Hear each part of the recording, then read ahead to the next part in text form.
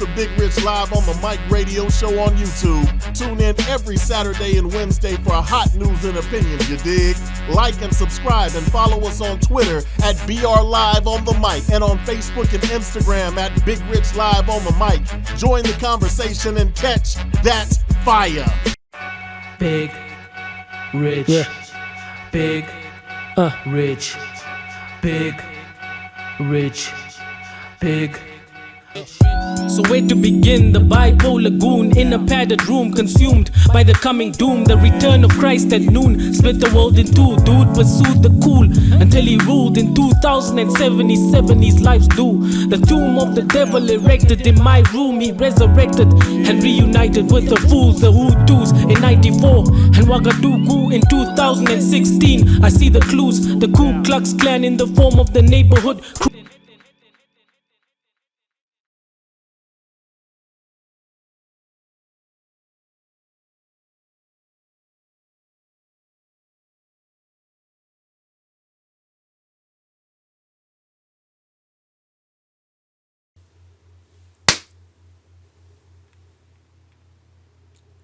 Yeah, here we go once again. Big Rich here, Big Rich Live on the Mic radio show here on YouTube, back again. Had to take a couple of days off to sort of compress and deal with the fallout of this election. First, I want to thank God that it's over. I'm shocked, like everybody else, but hey, it is what it is. We're going to chop that up just a little bit, talk about that throughout the day, throughout this show here. Just sort of compress everything and analyze everything. But you know, the wild thing is that, hey, things happen. It is what it is. What else you going to do? You know, the sun will shine, the sun will set. If you do what you're supposed to do, it don't make a difference who's in charge. Don't make a difference who's in that big White House up there. You control your own destiny. You control your own future. And that's all that matters. So, you know, I don't drink. So, it wasn't something for me to go crazy about and get drunk and pull my hair out by the roots and all that type of stuff. It's just something that happened. So again, welcome to the show again. We're going to chop this up. Big Rich here. I appreciate everybody tuning back into the show. Like I told you, we're going to be right on point like we're supposed to be. We're going to do 2 shows every week, different subjects. So let's get to it. First, before we even start, because I know I always forget to do this, but like, subscribe, and share this to your social media, your Facebook feeds, your Twitter. I'd appreciate it. Each one teach one here. I learned that from Dr. Boyce Watkins of the Black Business School, and I agree wholeheartedly. So we're trying to build this brand. We're trying to make it do what it do. So if you can like, subscribe, and share, I'd appreciate that. Any place that you need to get in touch with us, anywhere you need to get in touch with us, we have many media platforms. Twitter is B R Live on the Mic. Instagram is Big Rich Live on the Mic with _ between each word. Our email address here at the show is bigrichliveo@gmail.com, or our parent company, Dark Shadow Media Group @gmail.com. Keep it coming. You know, whatever you need, whatever you want to chop. If you need a hug, if you need some guidance, if you need some words of encouragement, hey, drop us a line and we'll take care of it. So let's just talk about the election. If you look at the Census Bureaus, if you look at all the numbers, there are, in this country, it's the majority of Democrats and Independents. Okay, so you say, okay, Rich, well, if you say that, if you really mean that it's a majority Independents and it's a majority Democrats, then why would a Republican like Donald Trump win? Well, first you have to go back to the foundation. Republicans have always voted in blocks. They've always. I mean, since, first used to be the Republican. Remember, there was no Republican Party. If anybody knows anything about history, it was the Whigs and the Democrats. Okay, and then the Whigs went bye-bye, and then Lincoln had he was one of the founders of the Republican Party. And the Republican Party in the beginning was the Reform Party. That's why it was developed. That's why it was founded, because it wanted to get away from, slavery and all that type of stuff. But then again, it depends on who you believe and what form of history do you digest. But the fact of the matter is, when the Southern Democrats, after the Civil Rights Act, the Voting Act, they actually left the Democratic Party, went to the Republican Party, and turned the Republican Party into what it is now. But their base is solid. Their base is the minority, but they're solid. What that means is they vote all the time. They vote in a block, and they vote Republican. Democrats and independents are different. I was going to say we, but I'm no longer a Democrat. I'm an independent, and I'll go into that, the reasons why. Now, I voted Democratically this year, but we'll go into that maybe another show. But we're talking about this particular election. Because they vote regardless, and we don't, independents and Democrats, you have to have something that resonates. People are tired of the same old crap. So when you had Hillary Clinton and or the head of the Democratic ticket, the writing was on the wall. I said I was shocked, but technically I shouldn't be shocked, because I knew this was a horse with a bum leg from the jump. This election, this result,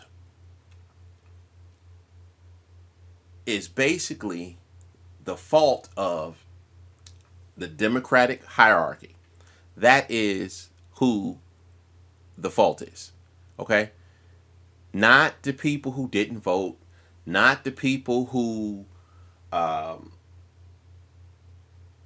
didn't follow, Hillary Clinton or the Democratic Party. It is the people who put her in that position in the first place. Hillary Clinton had so much disdain. And you think about it, you say, well, shoot, Rich, Donald Trump had disdain also. People couldn't stand Donald Trump. That's true. That is true. But listen to me what I'm saying. The people who did not or do not like Donald Trump wasn't going to vote for him in the first place. Remember I just said the voting block of Republicans and Democrats, they're two separate. So the voting block of the Republicans was going to vote Republican regardless, whether it was Donald Trump, whether it was Ted Cruz, whether it was Jeb Bush. They was going to vote anyway. The people who did not like Hillary, which were the Republicans and at least half of the Democrats and independents, did not like her. They said that, or they let that be known during the Democratic primaries, when Bernie Sanders, out of nowhere, old white Jewish man from Vermont, took people by storm. And they told us that they wasn't going to vote for or did not like the quote-unquote establishment and Hillary Clinton from the jump. Democratic hierarchy didn't believe it, didn't listen to it. Then, after he won, after she won, she did not pivot to include all of the Bernie Sanders followers. Basically, she thumbed her nose up to them, thinking, oh, okay, well, Donald Trump is so bad. He's so much of a racist. He's so much of a bigot. So much as a narcissist. So much as a homophobe and xenophobist. That they're going to vote for me because they don't want him to be the president. Well, people are disgusted.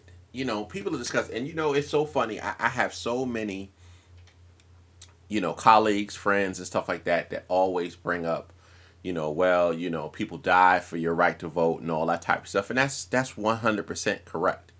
But they did not die for me to vote out of fear or us to vote out of fear. You need to vote for somebody who has something for you. You know what I'm saying? Who is doing what you want them to do. And that wasn't the case. So we're going to take a quick break, pay some bills, and then we're going to come back and we're going to delve a little bit deeper into the problems that the Democratic hierarchy should have saw coming. Okay? So, see you on the next side of this break. The Big Rich Live on the Mic radio show on YouTube. Saturday and Wednesday every week. Catch that fire. Twitter at BR Live on the Mic. Instagram and Facebook at Big Rich Live on the Mic.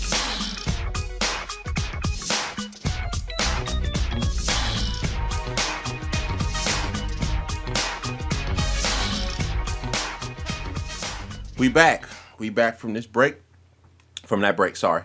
Had to pay a few bills. We're going to start doing that a little while and see how that works. If you guys don't particularly like the breaks in the middle of the show, let me know, and we'll see what else we can do to pay some bills and get something straight. But back to what we was talking about the Democratic hierarchy and their stubbornness or blindness or ignorance to the fact of that the majority of people would not vote for Hillary. Now, that doesn't mean that people that did not vote for Hillary, that were Democrats and independents, voted for Trump. If you look at the numbers, that doesn't bear out, doesn't bear fruit. Basically, they just didn't vote. They just didn't vote. But what I like to bring up is the fact that when Hillary won, you would think that the best thing for her to do would have been to pivot towards Bernie supporters and be more center right instead of center left. I don't think that she was going to go all the way right and adopt a total progressive agenda, but she just thumbed her nose up at the Bernie supporters, and that turned them off. And see, that's the thing is, if you look at all movements, I think Bernie Sanders lost a lot of street cred also. And I know President Obama lost a lot of street cred. In the heat of the battle, you are rallying your troops, and you are telling your troops, your constituents, your followers, you are telling them that this person is the Antichrist, whatever it is. Okay, so Bernie Sanders, even though he did not subscribe to dirty politics and stuff like that, he was basically saying the truth about Hillary Clinton and the big banks and her donors and stuff like that. So now that you done started this grassroots movement, right? And you got people out here stumping for you, and people are excited. People are excited about a new position, a new lease on life, if you will, in the political arena. And then that follower sees the leader lose and then jump on board or ask you to support, right? Ask you to support the opponent. A lot of people are not going for that. A lot of people, you misjudge people. People are, we have this saying in the conscious community, stay woke. People are waking up to the fact they're taking these blinders off. Remember a couple of shows ago we talked about, the government, the media, the Board of Education. They treat us like sheep, like cattle, like horses. They put their blinders on. They tell you what you need to know, what they say you need to know, and then they expect you to fall in line. Every day, more and more people are what I call getting woke. And when you get woke, you like, hold on. Last week, you said this chick wasn't shit. In 2008, President Barack Obama told us that Hillary Clinton was a liar. So you saying in 8 years, she done changed from being a liar, corrupt, and all this type of stuff to now being, quote unquote, according to him, the most qualified to be the president of the United States? Really? So you lose credibility. So let's say out of the 100% of people who followed President Barack Obama, he lost 50% of them when he started stumping for Hillary Clinton. Because all of them remember what he said about her in 2008. Okay, so that's 50% gone. I know this is unscientific, but that's 50% gone. Poof, gone. Then you say Bernie Sanders just hitting a boom, boom, boom, boom. Just hitting her with left hooks, uppercuts, right crosses, just knocking her out. Everything he said, nothing was negative about her personality. None of that. He was hitting you with pure facts. Boom, boom, boom. And then you lose, and we'll get to whether he lost or not. But then you lose, and then you say, we got to follow her so that Donald Trump don't get in. Well, you done lost 50% of your people. So now you got 50% of the people who follow President Barack Obama, and you lost 50% of people who follow Bernie Sanders. That's a big chunk of your electorate. That's a big chunk of your electorate. And people are like, no, sorry. I understand. I don't want President Donald Trump. It sickens me to say that, to let that roll out of my mouth. But that's what it is. And I think a lot of progressive, the conscious communities are saying, if you want our vote, right now you done lost that. Okay, so 2016 is done. If you want our vote so you can recapture the White House in 2020, you got to come to us. You got to come to the table. You have to negotiate, and you got to lean more right so we can bring this country back towards the center. Because see, that's the thing is, anybody who has any type of sense understands that you're not going to get everything that you want in life. That's just not how it works. You're just not going to do that. But if this side is getting some of their stuff and this side is getting some of their stuff, that's cool. You can almost say, okay, I didn't get everything I want, but I can see that my views are being taken seriously and I got some or half of what I want. They didn't get everything they wanted either, and they got half of what they want. So that's what makes this country great. That's what makes a democracy work. But the Democrats, again, it's a scare tactic. It's fear. You know what I'm saying? Oh, you don't want the big boogeyman to get into the White House. Well, first of all, anybody who knows anything about politics understand that, now Obamacare is probably gone. Okay, it's probably gone. They're gonna have to replace it with something. Okay, but it ain't like he gonna be able to just tank the whole damn country. Because let me tell you something, your vote, because of the electoral process, your vote is a populist vote, if you will. Okay, you vote for a personality. The agenda is given. Now I understand that Donald Trump is President-elect Donald Trump is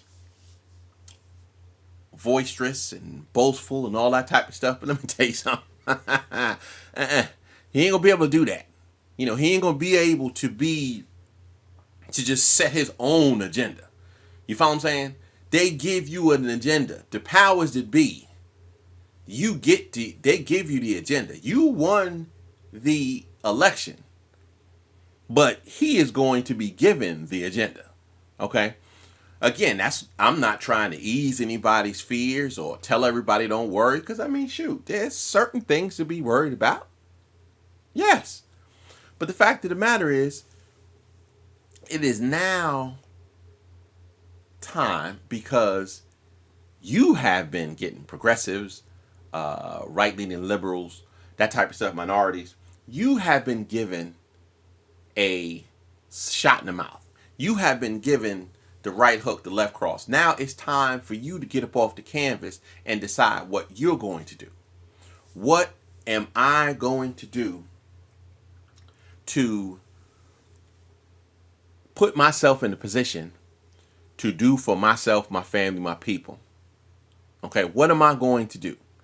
Am I going to sit around and roll over for 4 years and sulk? For what? For what? Now it is time for people to start listening, especially on the right. Because let me tell you something, the people on the left, you know, and I'm going to catch some flack from it, but the people on the left is, yes, there's some racists over there, you know, some uneducated people, but there's a lot of fear. You know, it's just fear of losing something. You know, I know there's a saying, and you know, I don't really like to get deep into like religious stuff and all that type of things, but there is a saying where they say the greatest thing that the devil ever did was to convince people that he doesn't exist. I'll liken that to the Republican Party. The greatest thing the people that run the GOP, the Republican Party, have done is to convince poor people, disenfranchised people. I'm talking about white people now. When I say disenfranchised, I'm not talking about Hispanics and African Americans and stuff like that. I'm talking about poor and disenfranchised white people. They have gotten them to vote against their own best interests to keep things status quo in their mind. You follow what I'm saying? Because my thing is this. For 8 years, the United States Congress, you can't even say 8 years, because the first 2 years, I want to say, the Democrats had a supermajority and did nothing. Nothing. They had the presidency, the Senate with a supermajority with the Senate, and the majority in the House of Representatives, and they did nothing of substance. But you ask yourself, you say, okay, 6 years. 6 years after, because it was 2 years after President Barack Obama was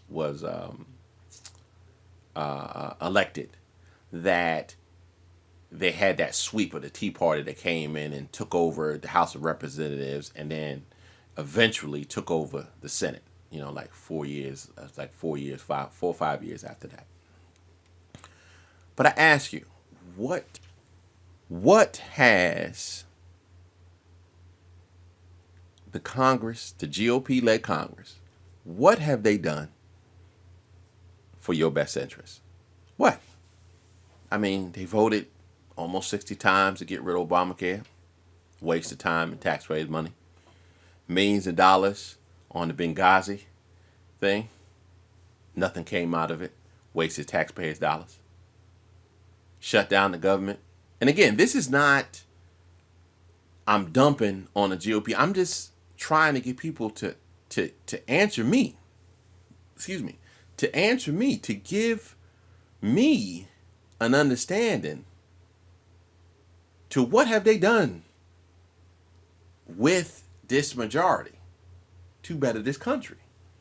So, that comes back full circle to what I said. this loss, humiliating loss, rests on the shoulders of one entity, and that is the Democratic hierarchy, who had a race that should have been a landslide. This is something where you have, and I'm dating myself, Secretariat or Seattle Slew. Those two, I want to say, those two won the Triple Crown. Those two horses won the Triple Crown. That's just like one of them being in, I think, the middle lane. I think the middle lane is the best lane. And, I know you don't want to be close to the rail, and I don't think you want to go all the way to the end because that's the longest way around. So I think right in the middle is the best position. But that is just like one of those thoroughbreds, one of those Triple Crown winners being put in the Kentucky Derby against all donkeys, all burros. That's how this election race was supposed to go. It was supposed to be a landslide. It was supposed to be one of them things like, damn, is this the only horse running in this race? Because the other horses, the other donkeys, are so far back, half the stands emptied before the next donkey comes across the finish line. That's how it was supposed to go. And the Democratic hierarchy put in a horse with a bum leg, which was Hillary Clinton. There is no way. And again, I'm not a Bernie Sanders fan. Bernie Sanders lost me. And I know we've gone back and forth with it. And some people don't agree. Some people don't like when I say this. But, African Americans are owed reparations. Every other group, culture has been given and continues to be given reparations. I don't know what type of form reparations that is. I don't know if it's money. I don't know if it's a release on taxes. I don't know what it is. But reparations are due. The government gave the Native Americans reparations. They gave the Japanese immigrants who were in the internment camps and their descendants reparations. They've given Jews from the Holocaust, when last time I checked, the Holocaust didn't happen here in these borders. It happened in Germany. But Jewish people still get reparations to this day. So why wouldn't African Americans who built this country and, on their backs via slavery, the physical labor and the cotton was able to fill people's coffers with money, which made people so rich today? Why aren't we due reparations? But anyway, I digress. That's a totally different show, and we'll cover that. He lost me when he was asked that question, and he said he didn't agree with it. Now, what he said was, I don't agree with it because I have to be fair. What he said was, I don't agree for two reasons. He never said that African Americans, black people, did not deserve reparations. But what he said was, I don't agree with it because it would be divisive, like this country is not already divisive. And two, it wouldn't get past this Republican Congress. Now, had he said, hey, I think they deserve reparations, I don't know what form it is, but I don't think that it will ever get through this Republican Congress, I'm with you then. Because I believe that 100%. I believe that wholeheartedly. I am with you 1,000%. But he didn't say that. He said what I said to say. So I'm not a Bernie Sanders fan at all. Would I have voted for him if he had won the nomination? Yes, because when you talk about lesser evils, you got Donald Trump, you got Hillary Clinton a step below him, and then Bernie Sanders is way down. He's a politician, but I believe that the man has a heart, and I believe that he really wants to do something to bring the entire country together, even though I disagree with him on certain aspects. And he sort of turned turned me off and pissed me off with the reparations thing. But, okay, he loses. Instead of Hillary Clinton and the Democrats saying, okay, look, we have to do something. You know, this is not an aberration. I didn't kill Bernie Sanders. You know, I think it was when, I'm just throwing out numbers because I don't know the exact, I don't have them written here. But let's just say Hillary Clinton won 50%. And I think it was Bernie Sanders like 42%, 45%, 47%, something around that area. You follow what I'm saying? So it wasn't like she blew the doors off him. So if you about right and you saying, okay, let me see. What do I need to do to get these people? Let me, see if Bernie Sanders will be my running mate. Because again, remember, it wasn't a negative. It wasn't a negative campaign from the Bernie Sanders camp. It wasn't like the bullcrap that Ted Cruz did after President-elect Donald Trump called him every name in the book, and then he then turns around, Ted Cruz turns around and endorses him, which I think he lost a lot of street cred too, you know, in his circles for doing that bullshit. But anyway, so it wasn't like, look, this person called me every dang on name. This person can't be my running mate. It wasn't even like that. It wasn't like that at all. Maybe she doesn't personally like him, but okay, and you know, the fact of the matter is you're trying to win an election. And the problem with that was that Hillary Clinton and her people never fully accepted Bernie Sanders. They was arrogant to the hilt as far as people voting for her just not to vote for Trump. And she, you know, she lost. She lost. What you gonna do? She lost. So I say, you know, I'm a progressive. I'm a liberal thinker. You know, I've come around. I'm woke. I've changed in a lot of ways this year. And it really had nothing to do with the campaign because after I did my research on all the candidates, I was turned off. So I didn't watch not one debate. I stayed off of CNN and MSNBC, you know, never watch Fox News. And I will continue to do so. But I do my research. You know, I do my research. I learn, you know, I study. That's what you need to do. We got 4 years to get this right. You know, but we have to be in a position where it is no longer we're going to roll over for the masses. No. What we're going to do and what we need to do is to have a progressive, open-minded, future-driven agenda and hold our elected officials to it.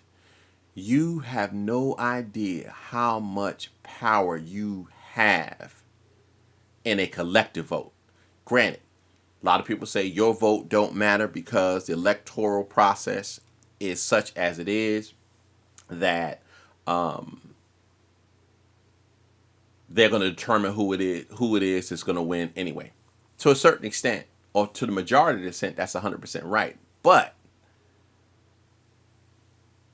you could say, okay, the electoral process will override the popular vote. But if the popular vote is 2-1, it's not going to happen. It's just not going to happen. You will have a revolt. But when it's close, you do what they want. Hold what you got in your hands. Be collective. Be mindful. Be astute. Be all right. It's going to be all right. I guarantee you. So that's going to be the end of this show. We chopped it up a little bit. I'm playing with the times. You know, this is like a 35-minute show. I'm playing with the time because, you know, my daughter was saying that, you know, an hour show might be a little bit long. So I want you guys to let me know in the comment section if this time is good or you want to go back to the hour time. I appreciate you giving me your time. I will see you on Saturday for Saturday shows. We'll still be talking politics. We'll break down what I feel was the theft of the nomination.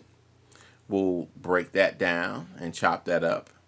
Remember, hit us up on Twitter, capital B, capital R, live on the mic. Live on the night, live on the mic. Instagram, Big Rich Live on the mic, _ between each word. Our email addresses, one more again, is bigrichlivehonthemic@gmail.com or our parent group, darkshadowmediagroup.com. Like, subscribe, and share down at the bottom. You guys stay safe. I'll see you Saturday. Peace, and we out.